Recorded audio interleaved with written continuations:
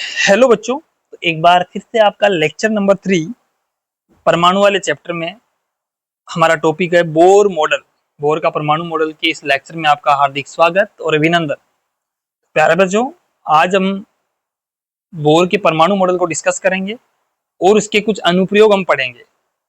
ठीक है, तो बोर ने बच्चों क्या किया, जो हमारे रदरफोर्ड थे वो इलेक्ट्रॉन का वितरण नहीं समझा पा रहे थे। इलेक्ट्रॉन कैसे नाभिक के चारों ओर चक्कर लगा रहे हैं, किस कैसी कक्षाओं में चक्कर लगा रहे हैं, इन सारी चीजों को बोर जो रदरफोर्ड थे वो समझा नहीं पा रहे थे।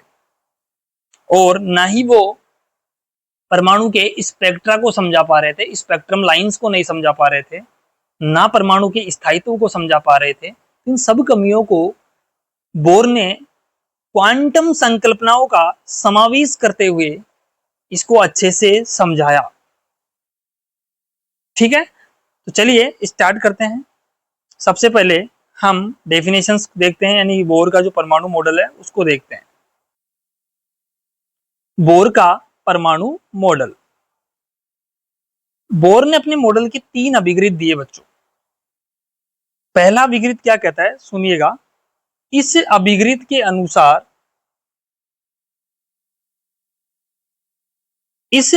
के अनुसार इलेक्ट्रॉन नाभिक के चारों ओर बिना ऊर्जा उत्सर्जित किए, जबकि अकॉर्डिंग टू रदरफोर्ड इलेक्ट्रॉन क्या कर रहा था बच्चों, अगर वो घूमेगा तो वो तो रेडिएट करेगा एनर्जी को उत्सर्जित करेगा, तो अंत में नाभिक में गिर जाएगा। बट यहाँ पर बोर क्या कह रहे हैं कि बिना ऊर्जा उत्सर्जित किए स्थायी वर्ताकार कक्षाओं में, ये बहुत इंपॉर्टेंट वर्ड है बच्चों, स्थायी वर्ताकार कक्षाओं में चक्कर लगाते हैं। और जब भी बच्चों कोई भी इलेक्ट्रॉन वर्ताकार कक्षा में जब चक्कर लगाता है, उसको एक बल चाहिए जिसका नाम होता है अभिकेंद्रीय बल। होता है कि नहीं अभिकेंद्रीय बल? और अभिकेंद्रीय बल का फॉर्मूला ये होता है mv²/r। 11th क्लास में पढ़ाया हुआ है आपको। तो इलेक्ट्रॉन को वर्ताकार कक्षाओं में चक्कर लगाने के लिए आवश्यक अभिकेंद्रीय बल कहां से मिलता है बच्चों? इसका कोई ना कोई सोर्स होता है बच्चों। ये बल कोई वैसे एग्जिस्ट थोड़ी करता है, इसका कोई ना कोई सोर्स होता है। कई प्रकार से इसको प्रोवाइड करवाया जाता है। तो यहाँ कैसे मिल रहा है अभिकेंद्रीय बल? इलेक्ट्रॉन व नाभिक के मध्य लगने वाले कूलाम आकर्षण बल से प्राप्त होता है बच्चों। इसका मतलब है यहाँ कूलाम जो आकर्षण बल लगेगा इन दोनों के बीच, Rn डिस्टेंस है, इलेक्ट्रॉन नेगेटिव चार्ज है और नाभिक पे पॉजिटिव चार्ज है Z/E। तो दोनों के मध्य जो कूलाम फोर्स लगेगा उसको मैं कैसे लिखूंगा, K(Q1Q2)/R² होता है। कितना आया, K(Q1) का वैल्यू है Ze, Q2 का वैल्यू है E अपॉन नीचे Rn का स्क्वायर। तो KZE कितना हो गया, E²। तो फाइनल एक्सप्रेशन ये बनेगा KZE²/Rn। यानी बच्चों अगर इलेक्ट्रॉन को घूमना है इस वर्ताकार पथ में, तो अभिकेंद्रीय बल कूलाम आकर्षण बल के क्या होना चाहिए, बराबर होना चाहिए। अगर ये दोनों अनबैलेंस कर गए, मान लीजिए कूलाम आकर्षण बल ज्यादा हो गया, तो इलेक्ट्रॉन को अंदर की तरफ खींच लेगा ये तो इलेक्ट्रॉन नाभिक में गिर सकता है। अगर कूलाम आकर्षण बल कम हो गया और अभिकेंद्रीय बल ज्यादा हो गया, तो बच्चे बाहर की तरफ कोलैप्स कर जाएगा, बाहर जाके गिरेगा ये यानी वर्ताकार पथ को छोड़ जाएगा। तो दोनों ही कंडीशन पॉसिबल नहीं है, यानी कूलाम आकर्षण बल को अभिकेंद्रीय बल बैलेंस करना चाहिए, तभी ये वर्ताकार पथ में एक निश्चित कक्षा में घूमता रहेगा, अदरवाइज इलेक्ट्रॉन घूम नहीं पाएगा। ये हमारी एक कंडीशन है वर्ताकार पथ पे घुमाने की। तो यही बोहर का पहला अभिगृहित है बच्चों, पोस्टुलेट। अभिगृहित क्या होता है? अभिगृहित होता है बच्चों कि कोई चीज को प्रैक्टिकली देखा गया है, बस उनका कोई प्रूफ नहीं है। वैसे ऐसा होता है, ऐसा बोहर ने बोला और लोगों ने माना, इसलिए उनको अभिगृहित बोल दिया हमने, है ना। आगे चलिए, सेकंड अभिगृहित क्या है कि इस अभिगृहित के अनुसार इलेक्ट्रॉन केवल उन्हीं कक्षाओं में चक्कर लगाते हैं जिनके लिए कोणीय संवेग का मान h/2π का पूर्ण गुणज होता है। अर्थात कोणीय संवेग क्वांटीकृत होता है बच्चों।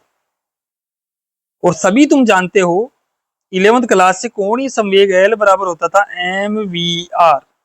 मैं यहाँ बच्चों एन क्यों लगा रहा हूँ, एन का मतलब है एनवी कक्षा का है। इलेक्ट्रॉन कहाँ घूम रहा है, सपोज करो ये एनवी कक्षा में घूम रहा है। अगर पहली कक्षा में घूमेगा तो मैं N1 रख दूंगा, दूसरी कक्षा में घूमेगा तो मैं N2 रख दूंगा, तीसरी कक्षा में घूमेगा तो मैं N3 रख दूंगा। आपने केमिस्ट्री में पढ़ा हुआ ना, के एल एम एन ऐसे ही बोर कक्षाएं तो है, ठीक है। तो इस प्रकार से कोणीय संवेग का मान h/2 पाई के पूर्ण गुणज, n क्या है, पूर्ण गुणज, n का मान देखो 1 हो सकता है, 2 हो सकता है, 3 हो सकता है। पहली कक्षा के लिए 1 आएगा, दूसरी के लिए 2 आएगा, तीसरी के लिए 3 आएगा। n का मान कभी 0 मत पुट कर देना, फिर तो कोणीय संवेग ही 0 कर दिया आपने। और h क्या है, प्लांक कांस्टेंट है। बट बच्चों ये रिलेशन बोर ने लिख तो दिया, बट वो खुद इसको समझा नहीं पा रहे थे, खुद डाउट में थे कि हो क्या रहा है। लेकिन प्रैक्टिकली बच्चों में मैच कर रहा था। पहली कक्षा में उन्होंने देखा, 1 रखा यहाँ तो h/2 पाई आ रहा था उनके पास कोणीय संवेग, 2 रखा तो 2h/2 पाई आ रहा था, 3 रखा 3h/2 पाई आ रहा है, यानी प्रैक्टिकली चीजें फिट हो रही थी। बट वो इसको एक्सप्लेन नहीं कर पा रहे थे कि क्यों ये दोनों इक्वल हो रहे हैं। लेकिन बाद में जाके इसको जो हमारा डी ब्रोगली सिद्धांत है उसके द्वारा स्टैंडिंग वेव की हेल्प लेते हुए इसको समझाया गया था बच्चों, है ना। ये आगे मैं आपको समझाऊंगा कि डी ब्रोगली ने कैसे इसका स्पष्टीकरण करा था, कैसे इस चीज को उन्होंने प्रूव किया। काफी सालों लग गए थे इस चीज को समझाने में फिर उनको, लेकिन है 2 लाइन की बात।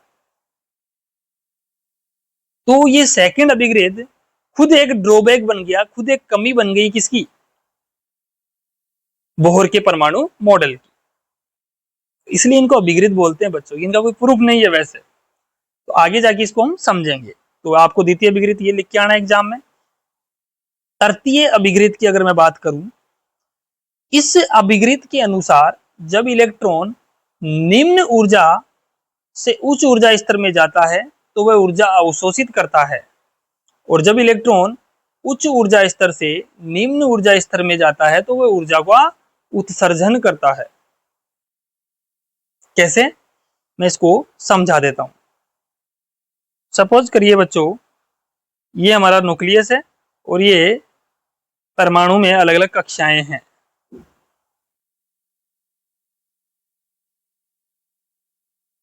मान लीजिए किसी टाइम इलेक्ट्रॉन यहाँ पे गति कर रहा है, अब इलेक्ट्रॉन को जाना है यहाँ से इस कक्षा में,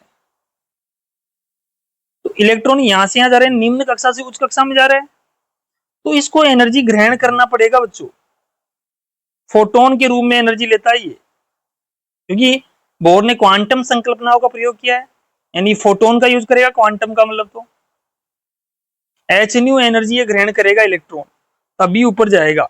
जैसे मान लो आप समझो कि आपको मान लीजिए ग्राउंड फ्लोर से फर्स्ट फ्लोर पे जाना है, तो आप भी क्या करोगे, भूखे पेट चले जाओगे, कुछ खाए, एनर्जी तो चाहिए ना आपको ऊपर जाने के लिए, यहाँ से यहाँ जाने के लिए एक फिक्स एनर्जी चाहिए आपको, समझे बात को। तो इलेक्ट्रॉन जब उच्च निम्न कक्षा से उच्च कक्षा में जाएगा तो उसको कुछ ना कुछ ऊर्जा चाहिए, और वो ऊर्जा लेगा फोटोन के रूप में। लेकिन जब यही इलेक्ट्रॉन मान लो इस कक्षा से इस वाली कक्षा में आ रहा है, तो ये ऊर्जा उत्सर्जित करेगा कितनी, एच न्यू। तो एच न्यू के फॉर्म में ये ऊर्जा को अवशोषित और उत्सर्जित करता है। यही बोहर का तृतीय अभिघृत है। तो इसका मतलब अवशोषित व उत्सर्जित ऊर्जा का मान दोनों ऊर्जा स्तरों की ऊर्जा के अंतर के बराबर होता है। यानी कि इलेक्ट्रॉन को मान लो यहां से यहां जाना है, तो इन दोनों ऊर्जा स्तरों की जो ऊर्जा का अंतर है उसी के बराबर एनर्जी को उत्सर्जित या अवशोषित वो करेगा।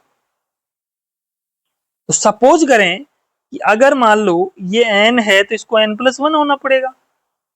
तो इस वाले ऊर्जा स्तर की जो ऊर्जा है, मान लीजिए यहाँ की है En+1 और यहाँ की थी En, दोनों का डिफरेंस ले लो, En+1 माइनस En, और ये डिफरेंस ही बच्चों फोटोन की ऊर्जा के बराबर होगा। ये तीसरा अभिघृत बोर ने दे दिया, और इस न्यू को आप c/λ लिख सकते हो, hc/λ हो गया, कोई दिक्कत। तो ये बोहर का तीसरा जो अभिक्रित है वो ऊर्जा स्तरों की ऊर्जा के बारे में समझाता है कि इलेक्ट्रॉन जब एक कक्षा से दूसरी कक्षा में जंप करता है तो उसको एनर्जी या तो अगर निम्न से उच्च में जा रहा है तो ऊर्जा को अवशोषित करेगा एच न्यू के फॉर्म में, अगर उच्च से निम्न में आ रहा है तो एच न्यू के फॉर्म में ऊर्जा को बाहर निकालेगा। इसका मतलब उन दोनों की जो ऊर्जा अंतरालों का जो अंतर है वो एच न्यू के बराबर ही होगा। इसी को एच सी बाई लेमडा लिख सकता हूं मैं। ठीक है, तो ये तृतीय अभिक्रित हमारे पास हो गया बच्चों। अब बच्चों हम बात करते हैं बोर मॉडल के अनुप्रयोग। अब कुछ डेरिवेशनल बातें हम करेंगे। पहला हमारा अनुप्रयोग रहेगा बच्चों इलेक्ट्रॉन की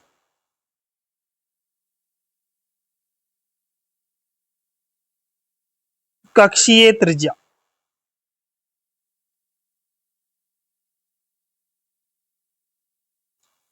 ठीक है, radius of electrons orbit, electron जिस कक्षा में घूम रहा है उसकी हम त्रिज्या निकालेंगे बच्चों। तो सपोज करें ये कोई परमाणु है जिसकी कक्षा ये न्यूक्लियस है और इलेक्ट्रॉन जिस कक्षा में घूम रहा है उसकी दूरी है आर एन नाभिक से,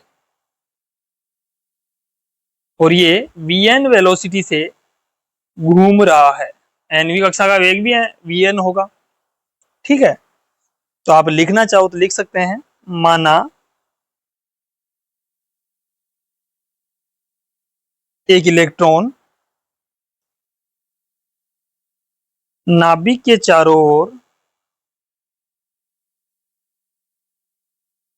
एनवी कक्षा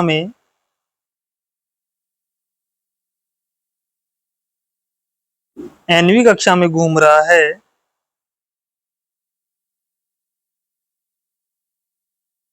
जिसकी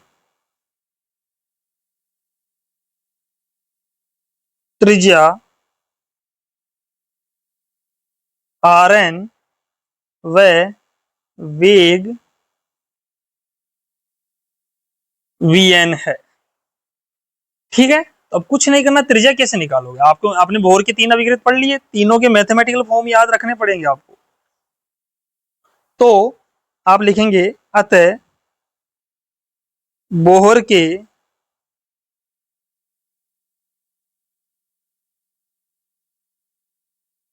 प्रथम व द्वितीय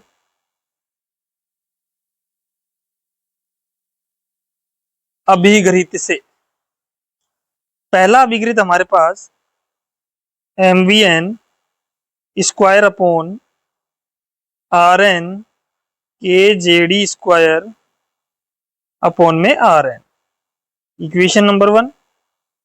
और सेकंड था M V N R N N H upon 2 pi, समीकरण नंबर 2। आप लोग करें क्या यहां पर, समीकरण 2 से बच्चों वी एन का मान निकाल लो आप, क्योंकि आपको तो आर एन चाहिए।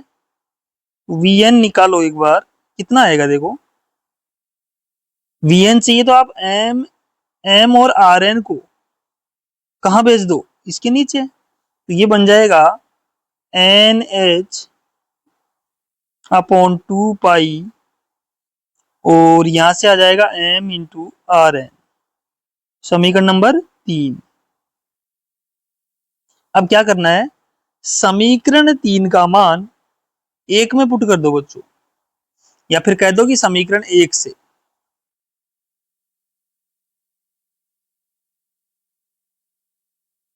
तो समीकरण 1 से क्या होगा, M V N square R N K J D square upon में R N.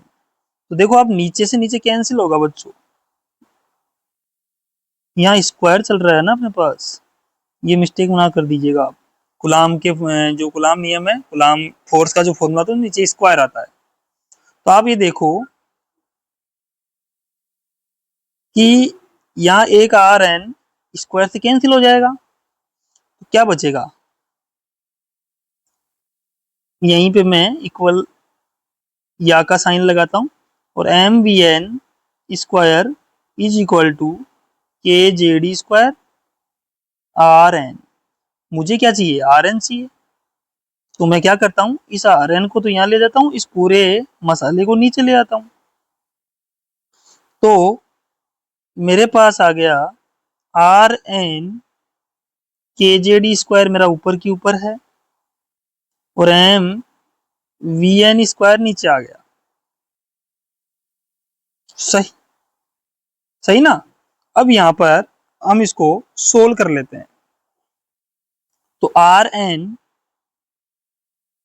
K J D square M और वी एन का वैल्यू रख दो बच्चों, यहां पर वी एन का वैल्यू समीकरण 3 से रख दो लाके। तो n h 2 pi m into r n, और ये आएगा ना, और इसका होल स्क्वायर हो जाएगा। तो फाइनली जब सोल्व करेंगे, R N K J D square M N square H square 2 का हो गया 4 pi square M square R N का स्क्वायर। सही। आगे क्या बनेगा, ये जो पार्ट नीचे वाला दिख रहा है ना, ये ऊपर चला जाएगा यहाँ। तो R N K J D square 4 pi square M square R N square M square N square H square. ठीक। तो फाइनली आर एन मेरे पास आ गया। या ऐसा कर लो, यहां से थोड़ा और सोल्व कर लें, तो आप देखोगे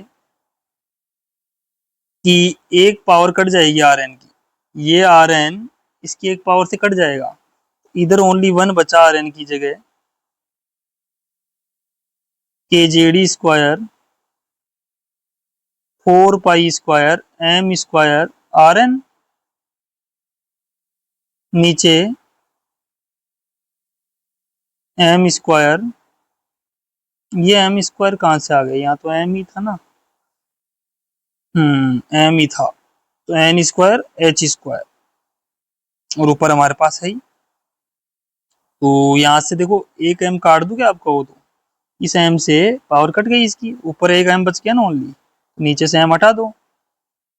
अब आर एन चाहिए ना, आर एन चाहिए तो आप ऐसा कर लो, इस पूरे पार्ट को, ये इतना इतना आर एन को छोड़ लो, बाकी को नीचे ले आओ। तो ये तो चला जाएगा ऊपर, कौन है, एन स्क्वायर एच स्क्वायर एक से मल्टीप्लाई हो जाएगा, अपोन में कौन चला जाएगा, K J D square 4 pi square M is equal to R N. Finally R N का फॉर्मूला बनेगा, एच स्क्वायर को पहले रख दो, और के बी कॉन्स्टेंट, ई या 4 पाई स्क्वायर को रख लो, 4 pi square K E square, M भी हमारा कांस्टेंट, इलेक्ट्रॉन का मास कांस्टेंट ही होगा। इस मसाले को एक ब्रैकेट में रख दो, बचा क्या, एन स्क्वायर बार और एक जेड। ये वेरी कर सकते हैं बच्चों। एन क्या है, इलेक्ट्रॉन की कक्षा, हम एन बराबर 1 पुट कर सकते हैं, 2 पुट कर सकते हैं, 3 पुट कर सकते हैं।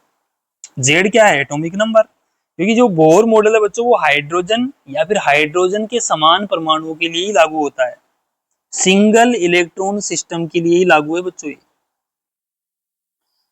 तो जब इस वाले मसाले की वैल्यू कैलकुलेट की गई बच्चों, तो ये वैल्यू कितनी आती है वो समझा देता हूँ। ये सब कांस्टेंट है, देखो एच कांस्टेंट, 4 कांस्टेंट, पाई कांस्टेंट, के क्या है, कूलाम में आता है 9 × 10⁻⁹, ये भी कांस्टेंट है। ई का, ई क्या है, इलेक्ट्रॉन का चार्ज कांस्टेंट है, एम बी इलेक्ट्रॉन का मास है, वो भी कांस्टेंट है।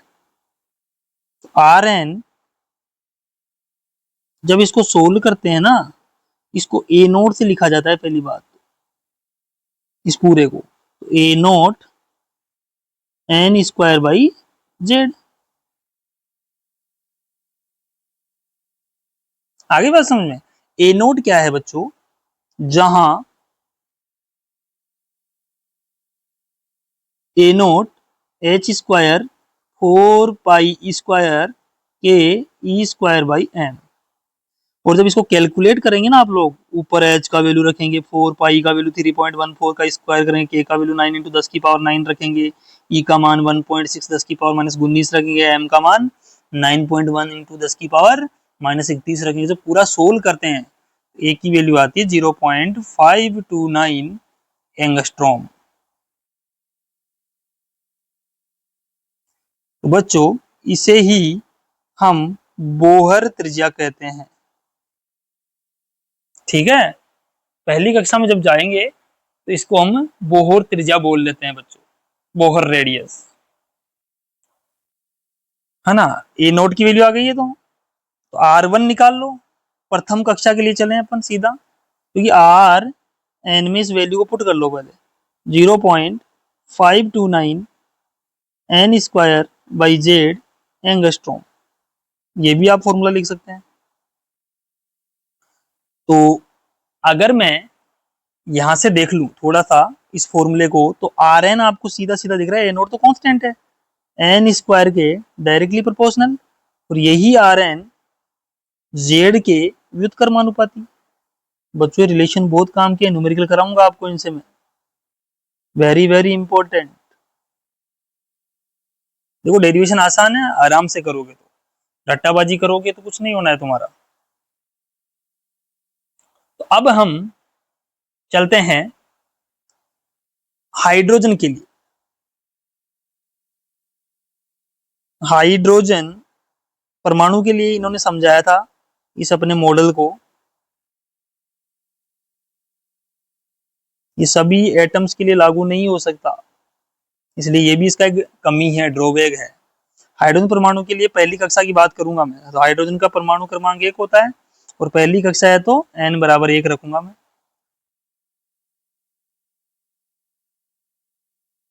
तो आर एन की जगह कितना आ जाएगा 1, 0.529 इंटू एन का वैल्यू 1 का स्क्वायर, और नीचे भी 1 आ जाएगा एंगस्ट्रॉम। तो R1 0.529, 1 का तो कोई मतलब है नहीं एंगस्ट्रॉम। तो बच्चों ये जो पहली कक्षा की त्रिज्या आ गई, इसे ही मैं बोहर त्रिज्या बोलूंगा। बोहर त्रिज्या, आपसे क्वेश्चन आ सकता है आरबीएससी में कि बोहर त्रिज्या का मान बताइए, इंपॉर्टेंट है ये। 1 मार्क्स में छोटे छोटे क्वेश्चन ये आते हैं, 0.529 एंगस्ट्रम। और कई बार बच्चों इसको अप्रोक्सीमेटली 0.53 एंगस्ट्रोम भी लिख दिया जाता है, राउंड ऑफ करके, है ना, पूर्णांकित करके इसको ऐसा लिख दिया जाता है। तो अगर मैं अब इसके रेशियो की बात करूं त्रिज्या की, तो वो भी देखो। फॉर एच एटम, हाइड्रोजन परमाणु के लिए बात करेंगे,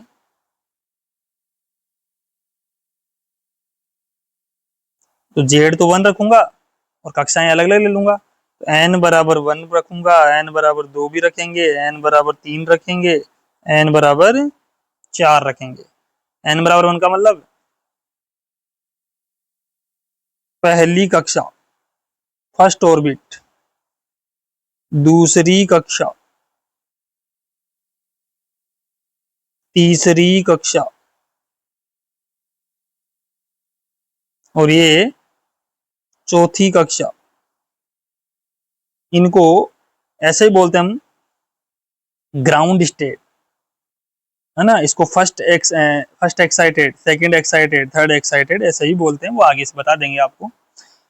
करस्पॉन्डिंग एनर्जी है, करस्पॉन्डिंग अगर हम रेडियस निकालें तो देखिए कितना आएगा। R1 तो कितना आना चाहिए, डायरेक्ट रखो, जेड की वैल्यू 1, तो R1 तो हमारे पास आया हुआ है 0.529 का मतलब क्या है, ए नोट ही तो है, ए नोट बोल दो।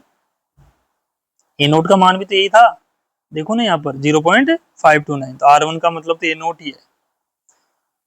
R2 रखो, तो ए नोट एन की वैल्यू 2 का स्क्वायर, नीचे तो 1, R2 आ गया 4 ए नोट। R3 ए नोट 3 का स्क्वायर 1 R3 कितना हो गया 9A0। चौथी कक्षा के लिए A0 4 का स्क्वायर 1 R4 कितना आया 16A0। ठीक, इस प्रकार से आप पांचवी कक्षा, छठी कक्षा, सातवीं कक्षा सबका निकाल सकते हो। इलेक्ट्रॉन की कक्षाएं अलग अलग हो सकती है। तो अगर मैं इन सबका रेशियो लूंगा R1 ratio, R2 ratio, R3 ratio, R4 ratio, ऐसे आगे से आगे चलता जाएगा इज इक्वल टू, तो मुझे बता देना तुम A0 ratio, 4A0 ratio, 9A0 ratio, 16A0 ratio. अगर सब में से A0 हटा दूं 1:4 रेशियो 9 रेशियो 16, ऐसे आगे से आगे चलता रहेगा। बच्चों, ये अनुपात आपसे पूछा जा सकता है एग्जाम में, इसलिए वेरी वेरी इंपॉर्टेंट है आप लोगों के लिए। ठीक है, इसको आप लोग अच्छे से अंडरलाइन कर लो। Okay, very very important. Second अनुप्रयोग अब हमारा बच्चों है इलेक्ट्रॉन का कक्षीय वेग। और ये इंपॉर्टेंट है, डेरिवेशन है ना, आ सकते हैं। कक्षीय वेग यानी अब हम Vn का वैल्यू निकालेंगे। तो क्या करना है, सीधा से देखो, जो समीकरण 3 था ना उससे देखो, समीकरण 3 से क्या था, समीकरण 3 पीछे बैक करके देख लो। समीकरण 3 हमारे पास यहां पर आएगा, देखो ये रहा, Vn is equal to NH upon 2 pi m into r N. तो समीकरण 3 हमारा था Vn is equal to NH 2 pi m into r n. ठीक है, इसमें आप क्या कर लो, आर एन की वैल्यू पुट कर लो, और क्या है। तो Vn NH 2 pi m, r n कितना था h square 4 pi square K E square और m, यही था क्या, देख लेना एक बार। 4 pi square K E square m, ठीक है यही था के स्क्वायर m और n square by Z. Solve कर लो, आपका Vn आ गया, और क्या है। तो Vn कितना बनेगा, देखो कुछ काट पीट मचा दो यहीं पे।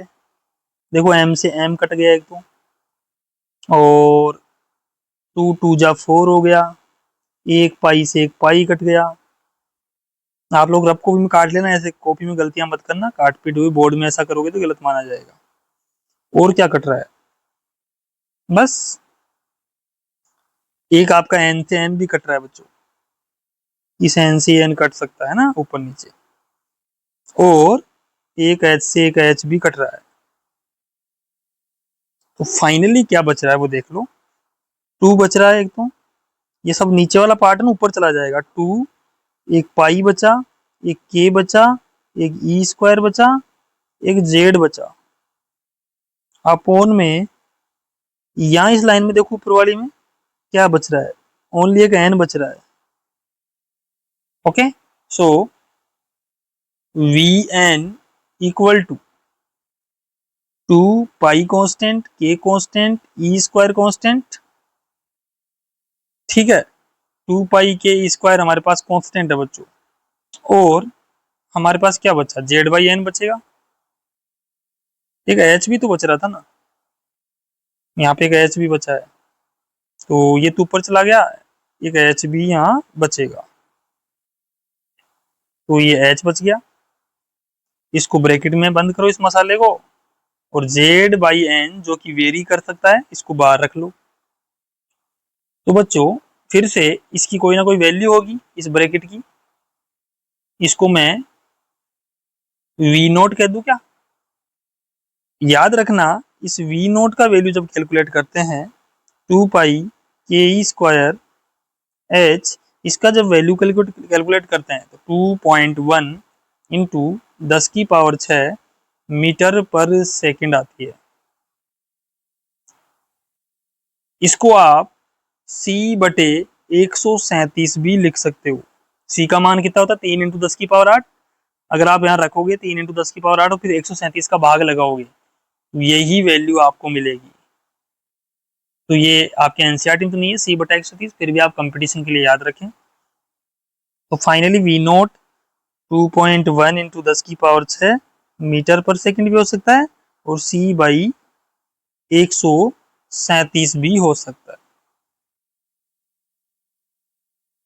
तो इसका मतलब Vn क्या बन गया बच्चों? Vn आपका बन गया V naught Z by n, यही बना ना। या ऐसा भी लिख सकते हैं, V नोट की वैल्यू कितनी थी 2.1 10⁶ जेड बाई एन भी लिख सकते हैं, ऐसे भी लिख दो, क्या दिक्कत है। तो यहाँ से Vn देखो किस किस के समानुपाती आ रहा है, Vn जेड के समानुपाती एक तो, और एन के क्या हो गया इनवर्सली प्रोपोर्शनल।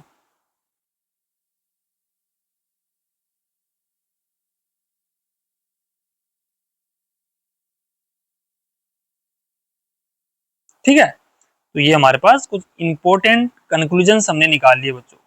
ये सब शॉर्ट नोट्स में मैं अच्छे से कंक्लूड करा दूंगा, टेंशन बिल्कुल ना ले तुम लोग। तो ये हमारे पास वेलोसिटी आ गई। अब वही काम करते हैं पहली कक्षा दूसरी कक्षा, इनके लिए भी हम फाइंड कर लेते हैं। तो अगर मैं बात करूं हाइड्रोजन परमाणु के लिए, अगर बात करें जिसका परमाणु क्रमांक Z बराबर 1 होता है और कक्षाएं अलग अलग हो सकती है, तो n बराबर 1, n बराबर 2, n बराबर 3, n बराबर 4। ठीक, आपको बताइए पहली कक्षा दूसरी कक्षा तीसरी कक्षा चौथी कक्षा लिख दोगे इन ब्रैकेटों में, मैं नहीं लिख रहा हूं आप लोग लिखें। मैं V1 निकालता हूं डायरेक्ट, V2, V3, V4।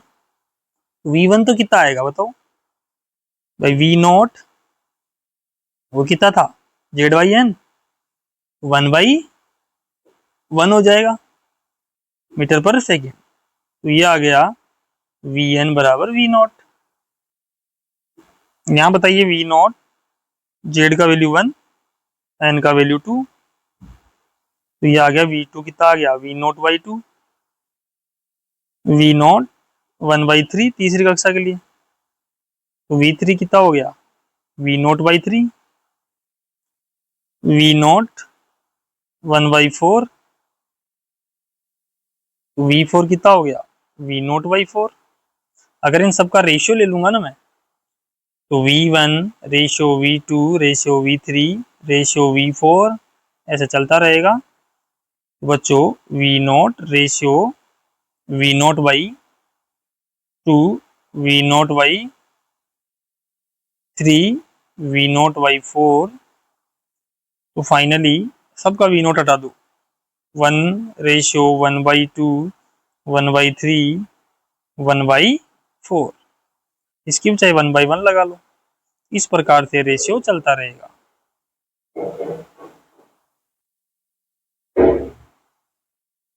ठीक, ये हमारे पास वैल्यू आ गई बच्चों।